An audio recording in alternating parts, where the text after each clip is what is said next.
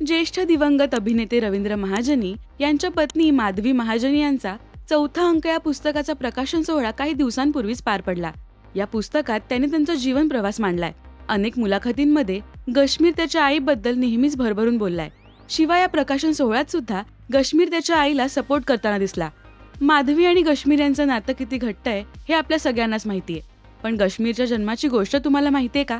गश्मीरचा जन्म नवसाने झालाय असा खुलासा त्यांनी या पुस्तकात केलाय। महाजनींच्या घरी गणपती बसवले जात आणि त्यासोबत रवी यांच्या काकांच्या घरी गौरी सुद्धा बसवायचे, पण माधवी यांच्या माहेरी कधी गौरी बसल्या नाहीत, त्यामुळे त्यांना याबद्दल काहीच कल्पना नव्हती। आपल्या हातून काही चूक झाली तर याची त्यांना भीती होती। माहेरी गौरी बसत नसल्याने आईकडून सुद्धा काही मदत मिळणार नव्हती। तेव्हा माधवी यांनी मनातल्या मनात एक गोष्ट ठरवली की मला जर मुलगा झाला तर मी गौरी बसवायला सुरुवात करेन। असा नवस त्यांनी मनातल्या मनातच केला।